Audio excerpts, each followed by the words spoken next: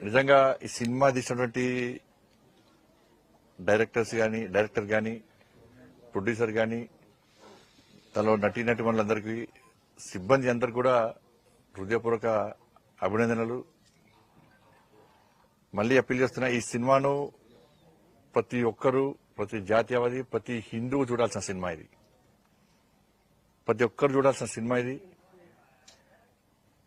ఎలాంటి వివాదాలు లేకుండా, వివాదాస్పద వ్యాఖ్యలు లేకుండా, నిజం నిప్పు లాంటిది అన్నటువంటి ఒక నానుడికి ఇది నిదర్శనమే ఈ సబర్మతి రిపోర్ట్ మూవీ. ఇన్ని సంవత్సరాలు దేశాన్ని పాలించిన కాంగ్రెస్ పార్టీ దేశ చరిత్రనే మార్చి అర్థం పడతలేని విషయాలను జోడించి, సంబంధం లేని విషయాలను జోడించి వాస్తవ చరిత్రను తెరమరి చేసే ప్రయత్నం చేసింది కాంగ్రెస్ పార్టీ. ఆ రోజు గోధ్రాలో జరిగిన సంఘటన విషయంలో కూడా, 2002లో జరిగినటువంటి సంఘటన విషయంలో కూడా కాంగ్రెస్ పార్టీ ఒక వర్గాన్ని కొమ్ముగాస్తూ, ఒక వర్గాన్ని పెంచి పోషిస్తూ, ఒక ప్లాన్ ప్రకారం అయోధ్య నుంచి వచ్చినటువంటి కరసేవకులను హతమార్చాలని చెప్పి ఉద్దేశంతో, హత్య చేయాలనే ఉద్దేశంతో, తద్వారా ఈ దేశంలో మత విద్వేషాలు తగిలించి రాజకీయ లబ్ధి పొందాలని చూసినటువంటి కాంగ్రెస్ పార్టీ యొక్క కుట్రలను ఈ రోజు బహిర్గతమైంది ఈ సినిమా ద్వారా.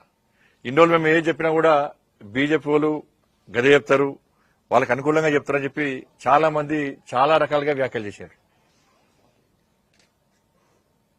ఇది వాస్తవ చరిత్ర అని చెప్పి గతం నుంచి కూడా భారతీయ జనతా పార్టీ, హిందూ సంస్థలు గాని, జాతీయవాదులు గాని, కొన్ని మీడియా సంస్థలు కూడా ఈ హత్యాకాండ జరిగింది ప్లాన్ ప్రకారం జరిగిన హత్య, కరసేవకులను హతమార్చడమే ఈ హత్య అని చెప్పి, ఈ సంఘటన అని చెప్పి అనేక సందర్భాలు చెప్పినప్పుడు కూడా కాంగ్రెస్ పార్టీకి ఒక సెక్షన్ మీడియా సపోర్ట్ చేయడం, ఇంకో సెక్షన్ మీడియా వాస్తవాలను బహిర్గతం చేసే ప్రయత్నం చేయడం, ఇవన్నీ ఇన్నో జరిగినాయి వారి కూడా.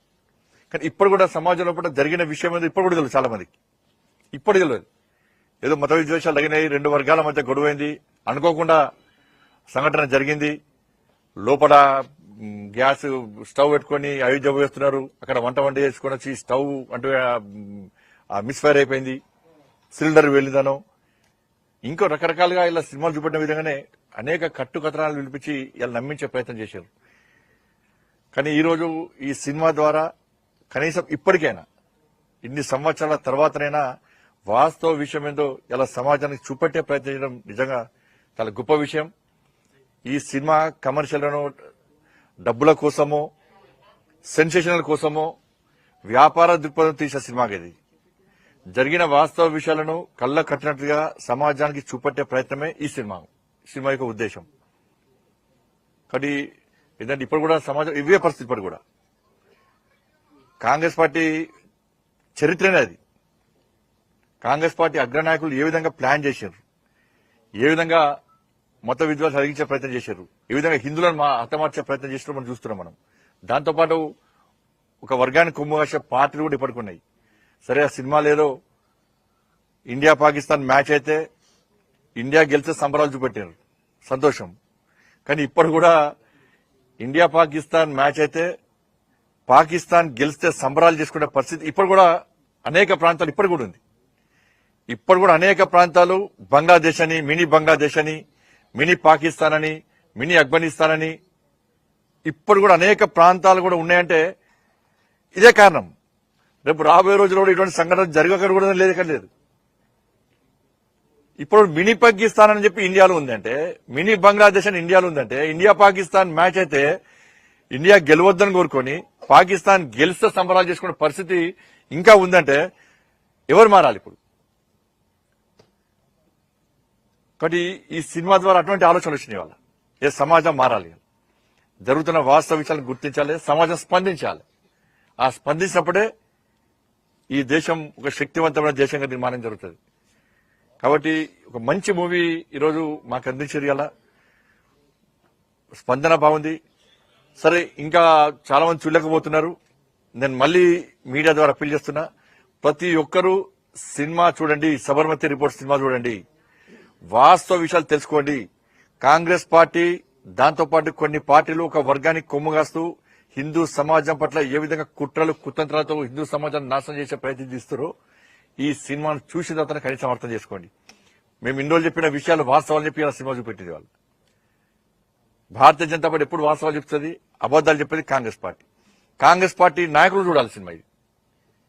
కాంగ్రెస్ పార్టీ కార్యకర్తలు కూడా అప్పీల్ చేస్తారు, సినిమా చూడండి. ఈ సినిమా ప్రతి ఒక్కరూ ఈ సినిమా చూడాల్సిన విషయం, ప్రతి హిందూ సినిమా చూడాల్సిన విషయం ఇది. అంటే మరొకసారి ఆ డైరెక్టర్ కు, ప్రొడ్యూసర్ కు, ఆ సిబ్బందికి అందరూ కూడా కష్టపడ్డ సిబ్బంది అందరూ కూడా హృదయపూర్వక అభినందనలు తెలియజేస్తూ తెలంగాణ రాష్ట్రంలో కూడా ఈ సినిమాకు ట్యాక్స్ ఎగ్జంప్షన్ ఇవ్వాలని చెప్పి భారతీయ జనతా పార్టీ డిమాండ్ చేస్తున్నది. ఉత్తరప్రదేశ్ లో కూడా ట్యాక్స్ మినహాయించింది ఉత్తరప్రదేశ్ ప్రభుత్వం. ఈ రాష్ట్ర ప్రభుత్వం కూడా ఈ తెలంగాణ రాష్ట్రంలో విడుదలైనటువంటి ఈ సినిమాకు కూడా ట్యాక్స్ మినహాయించాలని చెప్పి భారతీయ జనతా పార్టీ డిమాండ్ చేస్తున్నది.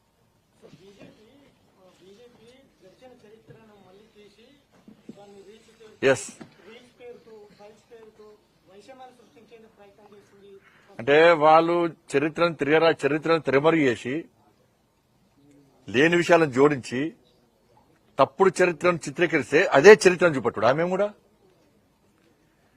అందుకే ఇన్ని సంవత్సరాలు కాంగ్రెస్ పార్టీ చరిత్రను తిరమరుగు చేసింది.